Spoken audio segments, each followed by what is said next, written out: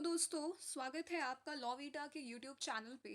आज के AIB preparation session में और आज हम डिस्कस करने वाले हैं प्रोफेशनल एथिक्स के सबसे इम्पॉर्टेंट प्रीवियस ईयर क्वेश्चंस को, जो कि पिछले 7 सालों में बार बार रिपीट हुए हैं। ओके, आज का जो सेशन है वो स्पेशली उन स्टूडेंट्स के लिए डिज़ाइंड है जो कि एआईबी 20 या फ्यूचर के एआईबी को अटेम्प्ट करने वाले हैं। हम हर क्वेश्चन के करेक्ट आंसर्स को के साथ मतलब इस पर्टिकुलर वीडियो में हर क्वेश्चन को डिस्कस करेंगे। बट बिफोर वी बिगिन एक इम्पॉर्टेंट अनाउंसमेंट है, एंड दैट इज़ कि हमने एआईबी के प्रीवियस ईयर क्वेश्चंस का कंप्लीट सेट जो है वो प्रिपेयर किया है, जिसमें ऑल ईयर के सब्जेक्ट वाइज एआईबी पीवाईक्यूज हैं along with their correct answer की फाइल्स। ठीक है, तो अगर आप इस कंप्लीट एआईबी पीवाईक्यू सेट्स को परचेज करना चाहते हैं तो आप हमें कॉन्टैक्ट कर सकते हैं on Instagram as well as email, और उसकी डिटेल्स जो है वो आपके स्क्रीन पे डिस्प्ले कर दी जाएगी। So, ये information के बाद now let's just begin with our class. So the very first question which we have is that relates to the AIB 19 question paper of 2024 last year itself, and it says कि what does conflict of interest refer to in professional ethics. ठीक है, इसमें पहली जो situation है वो है कि सिचुएशन इन्वॉल्विंग लीगल डिस्प्यूट्स। तो ये ऑप्शन गलत है, बिकॉज कॉन्फ्लिक्ट ऑफ इंटरेस्ट जो है वो लीगल डिस्प्यूट से रिलेटेड नहीं होता है। Then we have is a situation जहाँ पे दो प्रोफेशनल्स जो है वो डिसअग्री कर रहे हैं, तो ये ऑप्शन भी गलत है, because disagreement is not conflict of interest. Then we have is की conflict between ethics and laws. ठीक है, सो ये भी एक डिफरेंट जुरिस्प्रूडेंशियल कॉन्सेप्ट है, और ये ऑप्शन भी गलत है। एंड द लास्ट इज की ऐसा सिचुएशन जहाँ पे पर्सनल इंटरेस्ट जो है वो प्रोफेशनल ड्यूटी के साथ कॉन्फ्लिक्ट में है। सो this is the very correct option. ठीक है, और एग्जैक्टली बीसीआई रूल्स में इसी सिचुएशन को कॉन्फ्लिक्ट ऑफ इंटरेस्ट जो है वो बोला गया है। कॉन्फ्लिक्ट ऑफ इंटरेस्ट का मतलब होता है जब एक एडवोकेट के पर्सनल इंटरेस्ट उसके प्रोफेशनल ड्यूटी के साथ जो है जहाँ पे लाइक टकराते हैं। ठीक है, जब उनमें एक कॉन्फ्लिक्ट राइज होता है।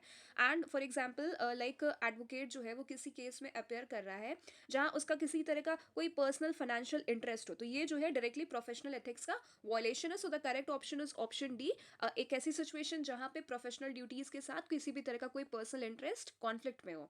देन सेकंड इज की एडवोकेट है एक मिस्टर एक्स, ठीक है, और वो अपने क्लाइंट मिस्टर वाई को रिप्रेजेंट कर रहे हैं किसी एक प्रॉपर्टी डिस्प्यूट के केस में। और यहाँ पे जो मिस्टर एक्स है उन्होंने ब्राइब एक्सेप्ट की है, और उन ये जो ब्राइब उन्होंने एक्सेप्ट की है वो उन्होंने अपने क्लाइंट को नहीं बताई है about critical hearing dates leading to, और इसकी वजह से एडवर्स जजमेंट जो है वो क्लाइंट के अगेंस्ट में आ जाता है।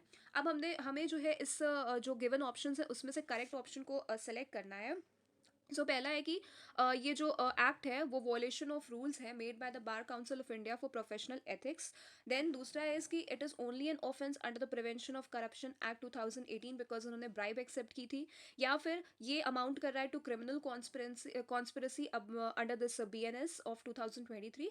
या फिर ये कंटेम्प्ट ऑफ कोर्ट है under the contempt of Courts Act of 1971। So the correct option is option number ए, कि ये वॉयलेशन है बीसीआई के प्रोफेशनल एथिक्स रूल का। ठीक है, और बीसीआई रूल्स के हिसाब से एडवोकेट जो है उसको किसी भी तरह की कोई इलीगल ग्रेटिफिकेशन नहीं एक्सेप्ट करनी है, उसे अपने क्लाइंट के साथ कम्युनिकेशन मेंटेन करके रखना होता है, एज वेल एज अपने क्लाइंट को डिलीजेंटली जो है वो रिप्रेजेंट करना होता है। सो यहाँ पे the correct option is option number A. Then next question is की the nature of proceedings in professional misconduct cases is what. ठीक है, वेदर इट इज क्रिमिनल और it is like neither civil nor criminal, और is it quasi criminal in nature, या फिर that is completely civil in nature. So the correct option is option 3, that is it is quasi criminal. तो जो disciplinary proceedings होती हैं वो ना तो civil होती हैं ना ही criminal होती हैं, and सुप्रीम कोर्ट ने बार बार क्लैरिफाई किया है कि they are quasi criminal in nature, क्योंकि एविडेंस यहाँ पे जो होता है वो स्ट्रिक्ट होता है, स्टैंडर्ड ऑफ प्रूफ जो है वो हायर होता है, and that is resulting in punishment. So the correct option is option number 3, quasi criminal. Then we have is कि इनमें से कौन सा एक या फिर एक से ज़्यादा जो है वो प्रोसीजरल सेफगार्ड नहीं है against bias. So number one is acting in a fraudulent manner. Number two is providing peer review if necessary. Then we have key non-disclosure of prior association with the client, या फिर non-disclosure of possible source of conflict of interest. Okay, so the correct option is option number 2, that is peer review जो है वो safeguard नहीं होता है। ठीक है, देन नेक्स्ट इज की what penalty is prescribed for persons illegally practicing in courts under the Advocate Act of 1961. ठीक है, इलीगल प्रैक्टिस के लिए क्या पेनाल्टी है, तो पेनाल्टी है imprisonment up to 12 month. So option D जो है वो सही आंसर है इसका, और ये चीज़ मैंशन है under section 45 of the Advocates Act of 1961। Then next इसकी जो बीसीआई है वो एम्पावर्ड है टू प्रिस्क्राइब प्रोफेशनल कंडक्ट। ठीक है, कौन से सेक्शन में, तो ये गिवन है आपको under section 49। So the correct option is option number D. Section 49 जो है वो एडवोकेट्स एक्ट का, वो बीसीआई को वेस्ट करता है with the rule making powers including rules on professional conduct and etiquette. ठीक है, और ये एक स्टैट्यूटरी सोर्स है बीसीआई के रूल्स का। देन नेक्स्ट क्वेश्चन इज कि इनमें से कौन सा स्टेटमेंट जो है वो इनकरेक्ट है according to the bar Council of India rules. तो पहला स्टेटमेंट इज कि an advocate can plead in any matter in which he is himself pecuniarily interested. So this is wrong. Then next is ki an advocate shall appear in court at all times only in the prescribed dress. This is correct. An advocate shall not stand as a surety for his client. This is also correct. And an advocate shall not influence the decision of a court by any improper means. This is also correct. ठीक है, तो जो correct, क्योंकि यहाँ पे incorrect option पूछा गया है, so the correct option would be option number ए, कि जो एडवोकेट है वो प्लीड नहीं कर सकता है पेक्यूनरी इंटरेस्ट इन मैटर्स में, लेकिन यहाँ पे लिखा है can plead. So the correct option is option number A. Then next इसकी कौन सी अथॉरिटी जो है वो एक्ट करती है as an appellate authority against the order made by the disciplinary committee of the bar Council of India. So the correct option is option number D, that is the Supreme Court of India. जो भी orders होते हैं disciplinary committee के, they are subject to statutory appellate remedy. ठीक है, ultimately disciplinary decisions जो है वो चैलेंज किए जा सकते हैं इन द हाई कोर्ट और supreme court depending on statutory scheme and remedy. और यहाँ पे जो सुप्रीम कोर्ट है वो फाइनल एपलेट अथॉरिटी जो है वो होती है। The next question is rules जो है made by the Bar Council of India in exercising in its rule making power under, तो कौन से एक्ट में है, तो it is given under option C, that is the Advocates Act of 1961। यही operative statute है जो कि इस्टेब्लिश करता है बीसीआई को और उसकी रूल मेकिंग कॉम्पिटेंस को। देन नेक्स्ट इज की an advocate may while practising and of teaching of law dash आज डू नॉट एक्सीड डैश आज इन अ डे। ठीक है, तो इसका ऑप्शन जो है that is option number B, that is correct 3 hours. ठीक है, तो बार काउंसिल रूल्स जो है वो परमिट करते हैं एंसिलरी टीचिंग को, बट वो रेस्ट्रिक्ट करते हैं आज को, ताकि जो कॉन्फ्लिक्ट है विद प्रोफेशनल प्रैक्टिस वगैरह उसको रोका जा सके। और कॉमनली स्टेटेड लिमिट जो बीसीआई के गाइडेंस में है, गाइडलाइंस में है, that is 3 hours per day. ठीक है, जो कि इंश्योर करती है कि जो प्रैक्टिस होती है किसी भी एडवोकेट की वो उसकी प्राइमरी रिस्पॉन्सिबिलिटी है। So the correct option is option number B, 3 hours. Then next question is कि कौन से लैंडमार्क केस में ये हेल्ड हुआ था कि जो एडवोकेट गिल्टी है ऑफ प्रोफेशनल मिसकंडक्ट।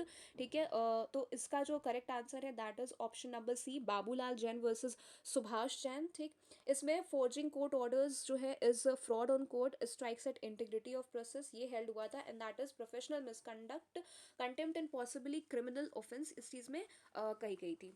देन ये बहुत ही इंपॉर्टेंट क्वेश्चन है और आपको इसको बहुत ध्यान से पढ़ के जाना होगा।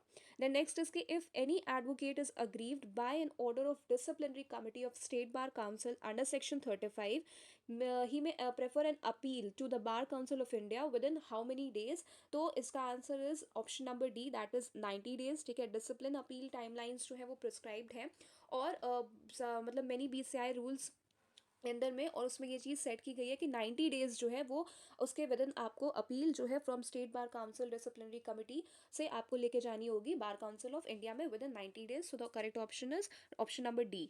देन नेक्स्ट इसकी जो एडवोकेट्स एक्ट है 1961 का, वो कब फोर्स में आया था? सो वो आया था 9 मई 1961 को, और the correct option is option number A. ठीक है, देन नेक्स्ट इज की punishment of advocates for misconduct has been given under section of, मतलब कौन से सेक्शन में गिवन है punishment of advocates for misconduct? तो ये आपको गिवन है under section 35, option number C.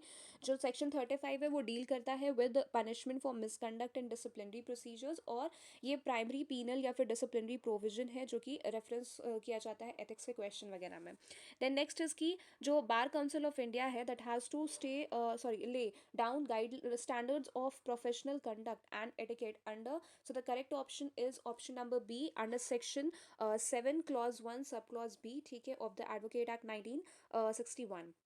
Then next is की सेक्शन 49 के अकॉर्डिंग एडवोकेट एक्ट 1961, उसमें the bar Council of India has power to make rules, किसके लिए वो बना सकती है, तो वो बना सकती है मेंबरशिप क्वालिफिकेशंस, डिसक्वालिफिकेशंस के लिए भी, कैटेगरीज फॉर एनरोलमेंट के लिए भी, as well as legal education standards के लिए भी। So the correct option is all of the above, option number D, ठीक है।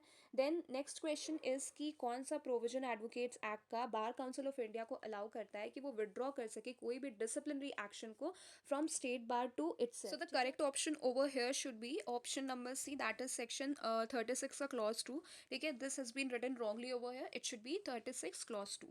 Then next is कि what can a senior advocate do according to bar council rules. Senior advocate क्या कर सकता है, make concessions on behalf of client upon instructions, या फिर accept instructions to draft a pleading, या फिर accept brief directly from a client, या फिर none of the above. So जो senior advocate है वो concessions जो है वो दे सकता है on behalf of client upon instructions, ठीक है।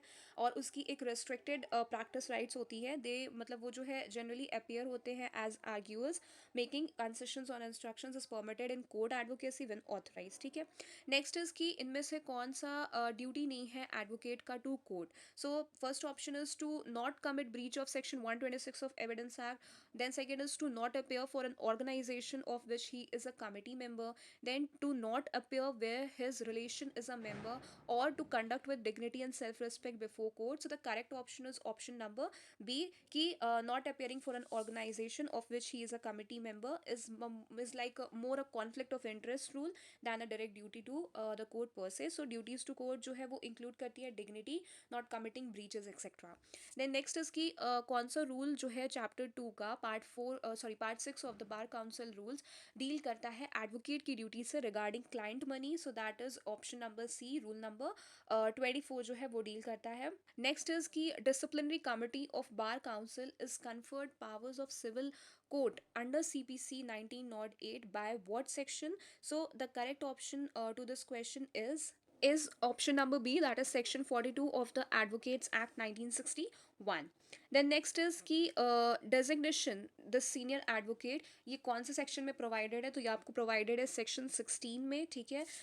इसमें जो एडवोकेट्स एक्ट है या फिर जो हाई कोर्ट के रूल्स है वो प्रोवाइड करते हैं for designation of senior advocates by court, ठीक है।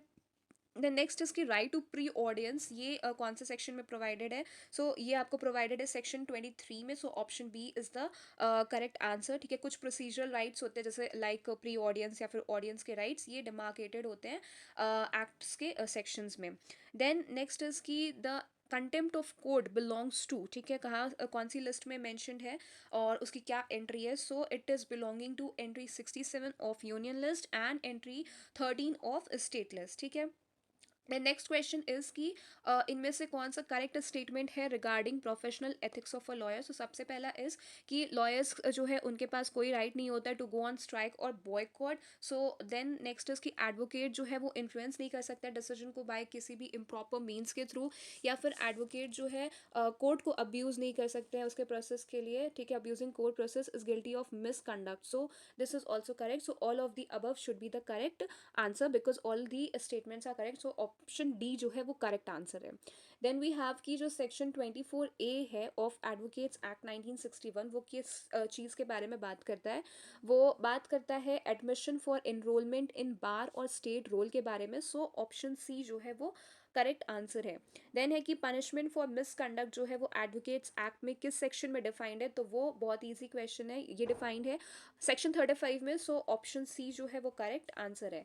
देन वी हैव कि कौन सी बॉडी जो है वो पनिशमेंट अवॉर्ड करती है एडवोकेट्स को किसी भी टाइप के मिसकंडक्ट के लिए। So that is disciplinary committee, option C is the correct answer, ठीक है। So these were all the like important previous question papers which were related to this ethics subject, ठीक है। हमने इन सारी क्वेश्चंस को विद द करेक्ट ऑप्शंस इस video में डिस्कस कर लिया है।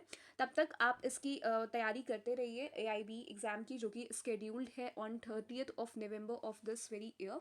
और हम ऐसे ही अदर सब्जेक्ट्स के बारे में भी वीडियोस लाते रहेंगे ताकि आपकी प्रिपरेशन जो है वो एग्ज़ाम ओरिएंटेड वे में हो सके। तब तक के लिए thank you and bye bye.